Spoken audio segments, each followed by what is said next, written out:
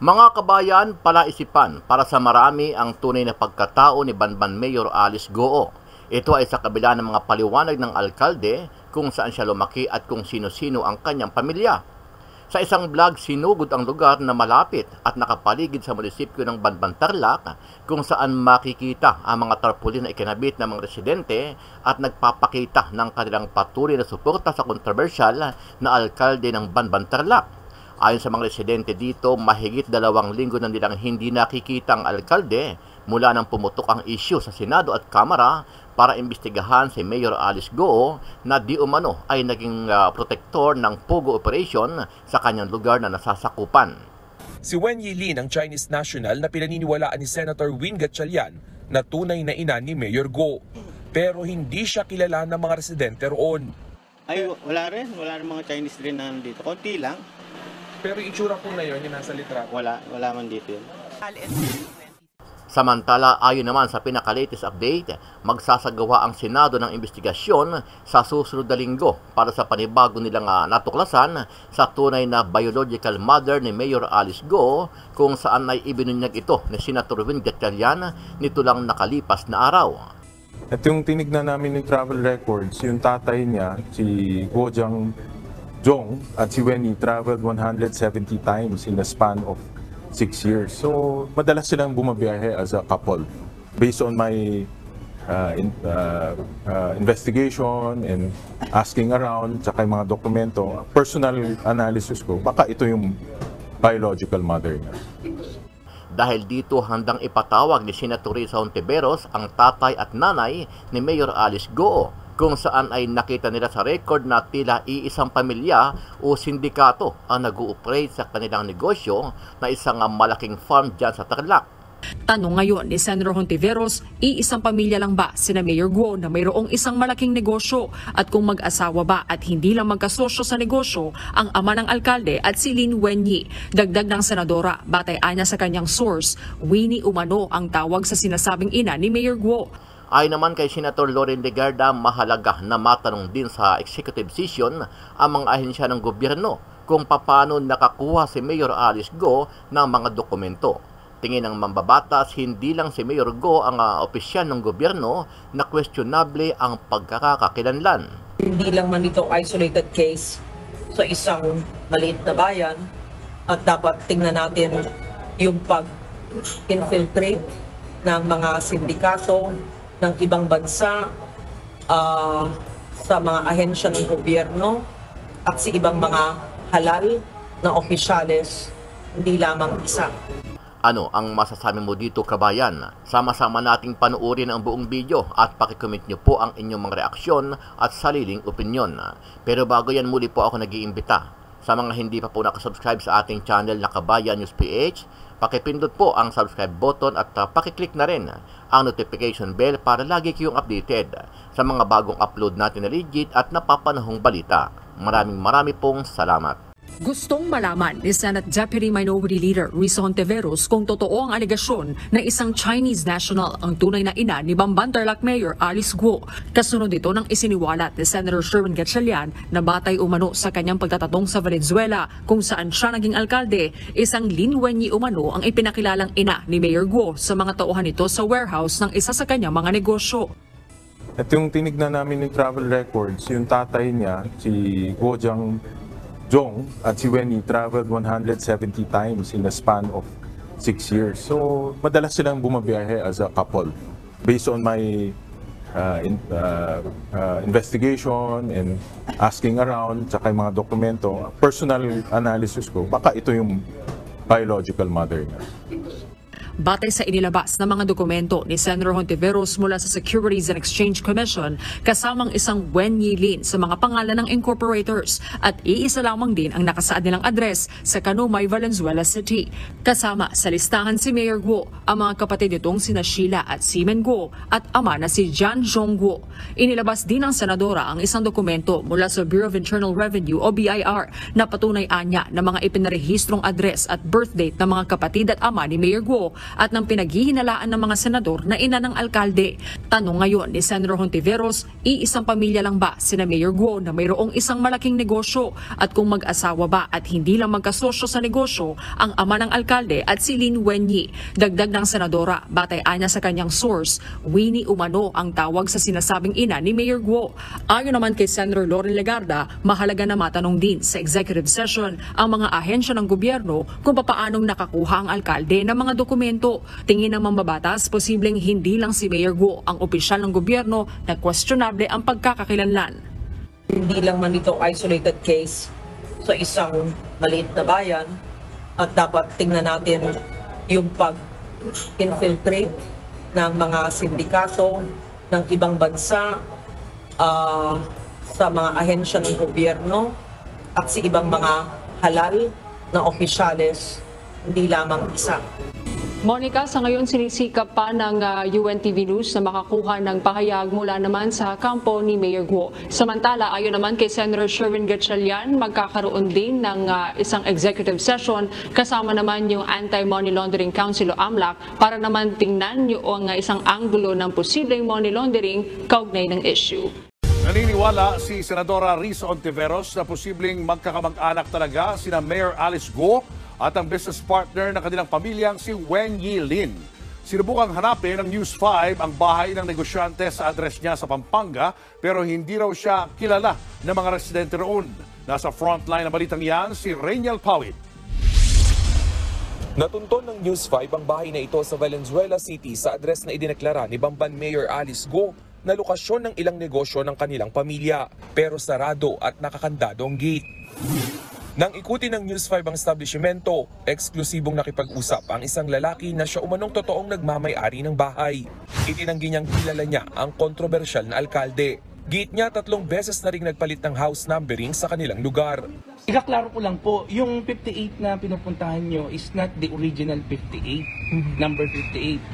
So, naka 3 times na kaming palit ng number. Hindi raw nila maiwasang mangamba sa pagkakadawit sa kontrobersiya. Siyempre natakot kami, baka mamaya marami nga pumunta, like what happened now, nandito kayo. So, sana out of na kami. Hinanap din namin ang address ng business partner ng pamilya Guo na si Wenyi Lin sa barangay Dauma, Balacat City, Pampanga. Sir, hindi pa po namin nahanap, sir. Sige, sir. Tanong-tanong pa kayo. Si Wenyi Lin ang Chinese national na pinaniniwalaan ni Senator Win Gatchalian na tunay na ina ni Mayor Guo. Pero hindi siya kilala ng mga residente roon. Ay, wala rin. Wala rin mga Chinese rin na nandito. Konti lang. Pero itsura po na yun, yung nasa litrato. Wala man dito yun. Pero si Senator Risa Hontiveros, lalong tumibay ang hinala na hindi lang business partner ng mga Guo si Wenyi Lin. Base sa mga dokumentong nakuha niya mula sa Securities and Exchange Commission o SEC, lumabas na bukod sa QJJ Farm, may 6 na kumpanya pa sina Guo. Sa 7 yan, consistent o hindi nawawala sa listahan ng mga may-ari si Wenyi Lin, kasama ang alkalde, mga kapatid niyang sina Sheila at Chemen Lial Guo at amang si Jianzong Guo. Tingin tuloy ni Hontiveros baka asawa talaga ng tatay ni Mayor Alice si Wenyi Lin.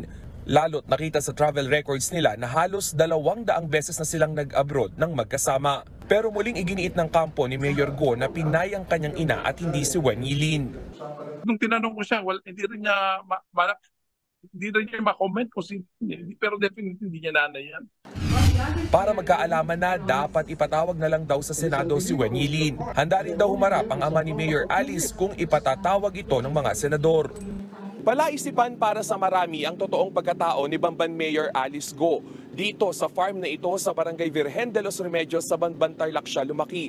Pero hindi ito pwedeng pasukin sa ngayon dahil sa biosecurity measures o nagkasakit umano ang mga hayop sa loob.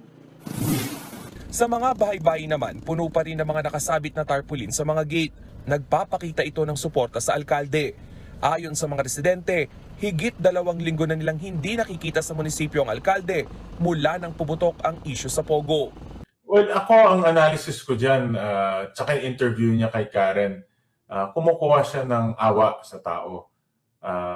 Kumukuha siya ng simpatsya sa tao. Pero, Christian, you can come up with no, all the stories you want. Ang importante yung ebidensya at yung papel, or the lack of evidence for that matter, or the lack of supporting documents related to her birth certificate. So yung story galing sa kanya yan, pero yung dokumento yan ang official at lumalabas na yung kanyang birth certificate peke, no? Yung mga information na nakasulat doon. Yung tatay, dahil siya nag-apply nung late birth certificate, dapat ipatawag. Siya yung nag-apply at dapat malaman natin kung bakit siya nagsinungaling. No? Nasabi ko sinungaling dahil if you look at the birth certificate, Christian, nakasulat doon name. So dapat isulat mo yung totoong pangalan mo. Ang totoong pangalan niya, Guo Jiangjong. Nakasulat doon, nationality. Ang nationality niya, Chinese. Sinulat niya, nationality niya, Chinese. Sinulat niya, Filipino. Nakasulat doon, date of marriage. Sinulat niya doon, date of marriage. Pero wala naman marriage certificate. Ginawa niya ito 4 na beses. No? Kay Alice, kay Sheila, kay Seaman, kay Wesley. Hindi to clerical error na nagkamali ka ng pangalan. Sinadya mo talaga magbigay ng maling impormasyon 4 na beses. Para yung intention mo na itong si Alice ay magkaroon ng Filipino citizenship. At nakita ko rin to sa time ni President Aquino. Pero nag-evolve na ito hanggang the time ni President Duterte at ngayon naging Pogo. So, like technology, nag-evolve talaga siya. No? At pero naging malala siya at nakita ko yung lakas ng loob niya towards the end of President Duterte papunta sa administration ni President Marcos. Parang pinasukan na talaga ito ng mga sindikato. Pero in terms of yung technology at yung concept, matagal na itong nandito. Ilan administration rin ang nagdaan na nandito na sila. Ako, meron akong theory na ang nanay niya Chinese. At meron akong information kung sino yung totoong nanay niya. Dahil, kung matatanda mo, the first hearing, sinabi niya tumira siya sa Valenzuela. So, na-curious ako. Nagtanong-tanong ako in that area. In fact, malapit lang sa bahay namin yung kanyang allegedly tinirahan. So, nagtanong-tanong ako doon. At merong pinakilala siya at yung pamilya niya na nanay niya. Ang pangalan nitong nanay niya, biological mother niya ay si Wenyi Lin. No? So, yan ang pinakilala niya doon sa mga taga-Valenzuela. No? So, Sorry, sir. How do you spell the name? Wenyi? Wenyi Lin. Wenyi. Wenyi. W-E-N-Y-I. Tapos Lin. L-I-N. Pali 3 words. 3 words, oo. Ang Chinese name, normally 3 words. So, yun ang pinakilala niya. At may nagsabi sa akin na talagang from hindi marunong mag-Tagalog, from mainland China. Ito, may fans ka ulit, Senator. Yun ang nakuha kong information dito sa pagtatanong ko sa Valenzuela. So if that is true, tatay niya Chinese, nanay niya Chinese, then obviously Chinese siya. Saka based sa PSA guidelines, very strict ang PSA. Nakasulat doon, dapat may supporting documents. Yung pag-apply mo ng late registration. Yung pag-apply ng tatay niya ng late registration, walang supporting documents except for one, yung certification ng NSO at that time, no, yung National Statistics Office pa before. So, walang supporting documents. For example, isa sa pinakamahalaga doon, yung affidavit of 2 disinterested persons. Wala yun. No? Mga affidavit from yung hilot, yung manghihilot, o yung midwife, wala rin doon. Completely walang supporting documents.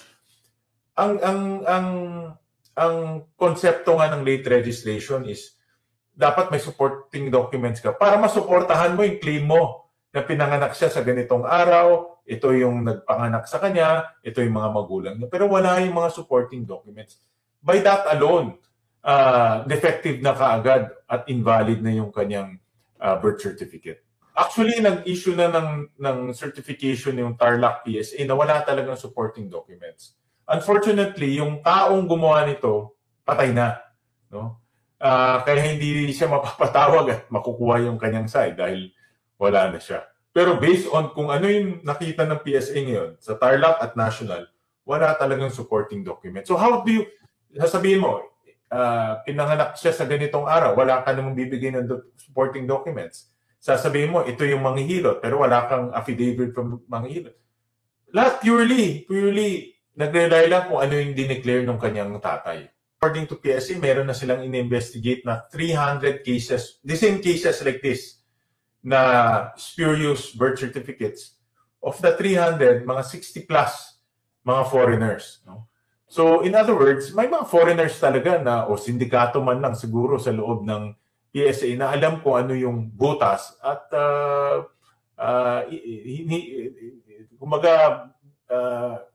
ina-attract nila, kinukuha, hinikayat nila itong mga foreigners na mag-apply through the late registration process.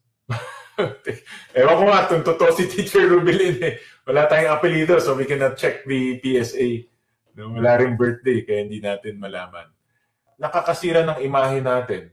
In fact, pag pupunta ka ng YouTube, ang daming documentaries about Philippine Pogo. At nasisira tayo dito dahil sa ganitong hindi magandang negosyo. Doon sa kanyang SALN, meron siyang share sa Balisin. Kaya ikaw ba, kung ordinaryong tao ka, meron ka bang share sa Balisin? Di ba? Balisin is a high-end resort. No? So, malayong sinasabi niyang simpleng tao siya. Pero yung kanyang lifestyle, ang layo. Tama ka, no? Na-curious din ako, tinignan ko yung kanyang social media. Tama ka, designer bags, designer clothes, pati yung mga relos niya, mga mamahalin na relos. At pinapakita nito sa lahat, hindi as if na nakatago to. This is for everyone to see. No? Naka-Rolex, hindi lang ordinary Rolex, mga rose gold, yellow gold Rolex. So, magtataka ka na saan nanggagaling yung kanyang pambili o kanyang yaman. At nasabi ko nga nung huling hiling, tinignan namin lahat ng kumpanya nila. Meron silang 15 companies. At iba doon lugi, iba ang kita 100,000, 200,000, walang dividendong lumalabas. Kaya nagtataka kami, saan nanggagaling yung kanyang income? Dahil pag titignan mo yung kumpanya, hindi nanggagaling sa mga kumpanya. So, ang aking pag-aanalisa, galing to sa labas. May pinanggagalingan to sa ibang sources. At sabi nga niya, diba, doon sa hearing na meron silang negosyo sa China, kung meron silang negosyo sa China at nagre-remit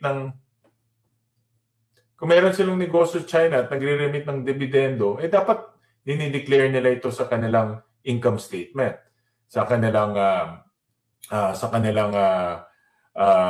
tax payments. Yun rin hindi namin makita.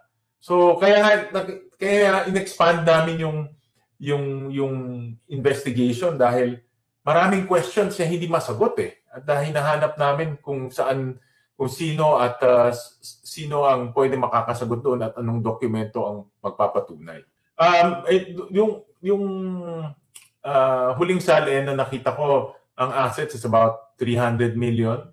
Pero meron siyang liability about 150, I think mga 150 million yung liability niya. So ang net worth is about 100 to 150, more or less.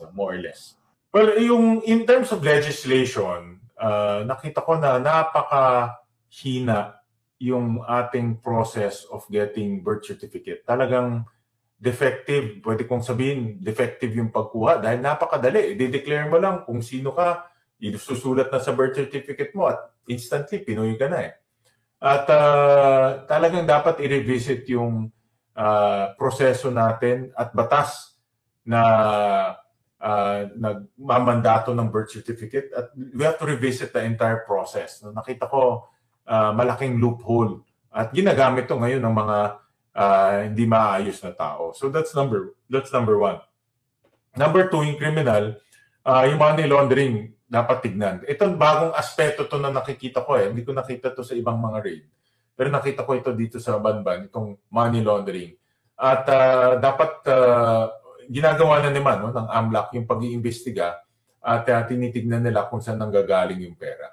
nung tinitignan namin yung papel, for example, yung Baofulan na pagmamayari ni Alice Guo nung bago siya maging mayor, ang assets lang 1.2 million. So, ibig sabihin, hindi nanggagaling dyan yung pagtayo nitong Pogo Hub sa Banban.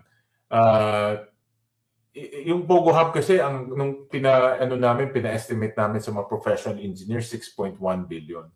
So, ang theory ko dito, no, merong gustong magtayo ng Pogo, pero ang sa likod nito ay scamming activity.